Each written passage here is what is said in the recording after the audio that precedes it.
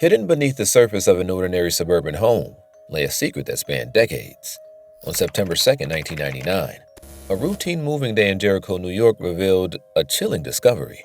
A steel drum untouched for 30 years concealed the mummified remains of a young woman. Who was she? And how did she end up there? And who was responsible for this decades-old crime? This is the tragic case of Reyna Marroquin, a story that lay buried for far too long.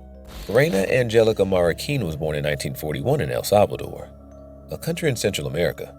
Even with her humble beginnings and the poverty she experienced, Reyna was happy and optimistic, deeply connected with her mother, with whom she had a great relationship. In 1966, she married and was initially happy with her life. But this happiness was shattered when she discovered that her husband had a mistress who was pregnant. Devastated, Reyna decided to leave her past behind and move to the United States, hoping to start a new life away from the pain and betrayal. Upon arriving in New York City, Reyna initially found work as a nanny, but soon moved into a home for single women after losing that job. She began attending English classes to better integrate into her new environment. It was in these classes that she met Kathy Andrade, a fellow Salvadorian who became a close and supportive friend. Kathy helped Reyna find a job at the Melrose Plastic Company in Manhattan, where artificial flowers and trees were manufactured. At Melrose, Reyna's life seemed to take a positive turn. She had a stable job, improved her English, and had a supportive friend. But it was also here that she met Howard Elkins, the married co-owner of the factory.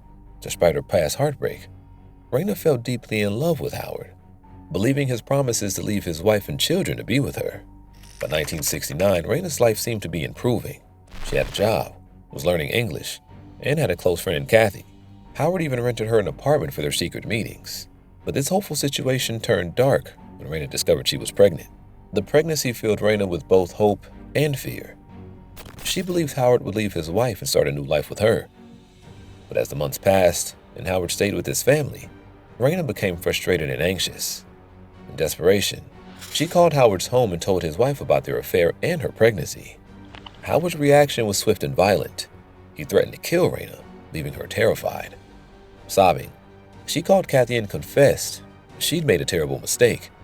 Kathy rushed to Reyna's apartment but found it empty. Dinner was still on the table, but there were no signs of a struggle. She waited for hours, but Reyna never returned. Distraught, Kathy went to the police to report her missing. Unfortunately, the police showed little interest, suggesting that Reyna had probably returned to El Salvador. For years, Reyna's fate remained a mystery. Kathy never heard from her again, and the case grew cold. Then, on September 2nd, 1999, the truth began to surface. Ronald Cohen, the new owner of a house in Jericho, New York, was cleaning out the basement, and he discovered a heavy steel drum. The sanitation workers refused to take it because of its weight. Curious, Cohen pried open the drum and was immediately hit by a foul stench. Inside, he saw what appeared to be a human hand and a woman's shoe. The police were called and the drum was transported to the Nassau County morgue. Forensic examiners carefully removed its contents. They found the mummified remains of a young woman submerged in a mysterious brownish-green liquid. The liquid had preserved the body, which showed signs of blunt force trauma to the head.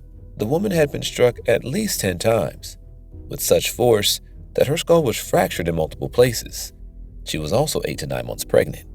Apart from the body, the drum held plastic pellets, a green plastic flower stem with leaves, and a woman's pocketbook. The pocketbook was soaked with the liquid. Its contents turned to pulp.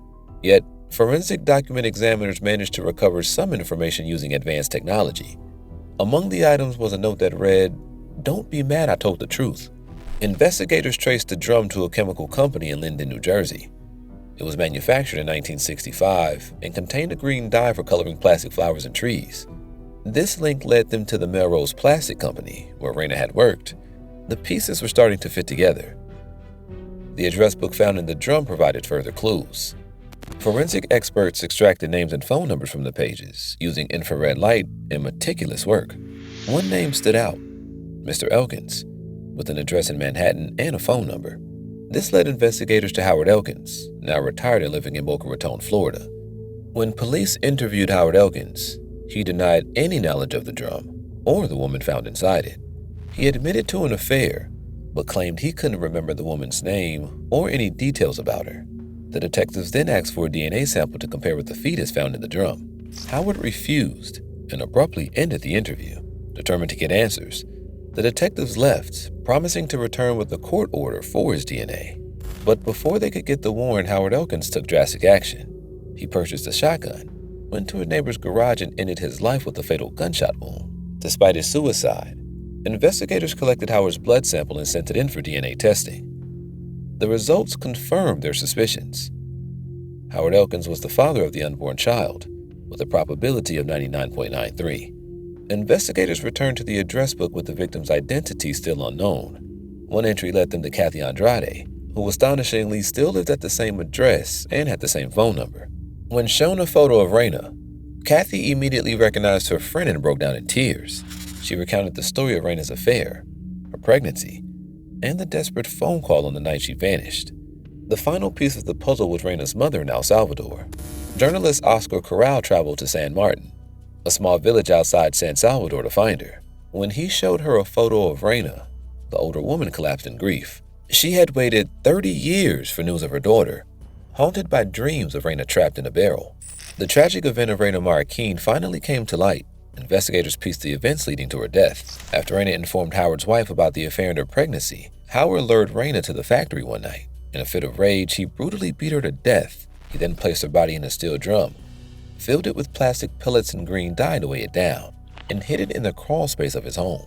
Unable to move the heavy drum, he left it there, where it remained undisturbed through multiple owners for over 3 decades. The discovery of Reyna's body brought a measure of closure to her family and friends. Her mother, who had spent years wondering about her daughter's fate, finally knew the truth. Reyna's story is a haunting reminder of the lengths some will go to hide their sins, and the resilience of those who seek justice for the forgotten. The house in Jericho where Reyna's remains were found became a symbol of this long-buried secret. While Howard Elkins managed to live his life without facing justice, his actions ultimately caught up with him.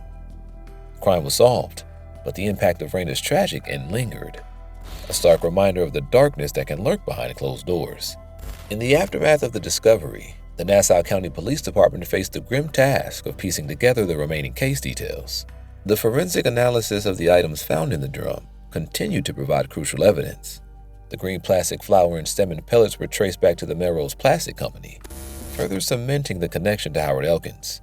The note found in the drum, "Don't be mad I told the truth," showed that Reyna had indeed confronted Howard about her pregnancy and his false promises. It was a desperate plea, a final message from a woman who knew her life was in danger.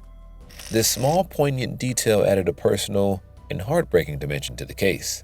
Reyna's body was eventually returned to El Salvador, where her mother could finally lay her to rest. The revelation of Reyna's fate deeply affected the local community in San Martin. Her story became a poignant symbol of the plight of many women who fall victim to domestic violence and betrayal. Meanwhile, back in New York, the Cohen family struggled to come to terms with the grisly discovery in their home. The steel drum had been a silent witness to a horrific crime, hidden in plain sight for many years. The case served as a chilling reminder of the hidden histories lurking within ordinary homes. Journalist Oscar Corral's involvement in the case brought wider attention to Reyna's story. His journey to El Salvador and his interviews with Reyna's family provided a deeper understanding of her life and her cultural and personal struggles. Corral's work ensured that Reyna's tragic story was finally told, illuminating the injustices she endured.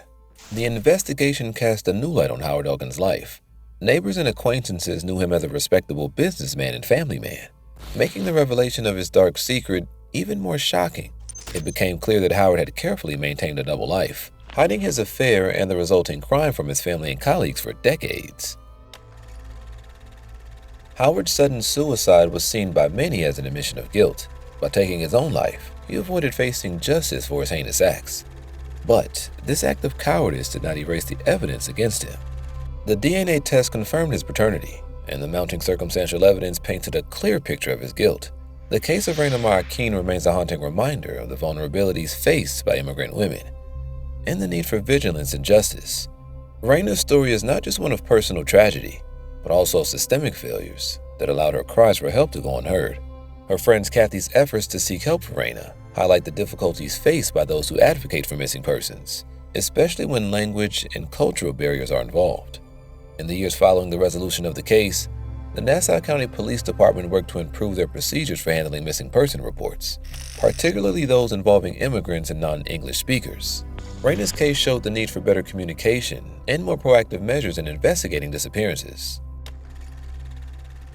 As we reflect on Reyna Marroquin's story, we remember her as a young woman full of hope and dreams, whose life was cruelly cut short by betrayal and violence.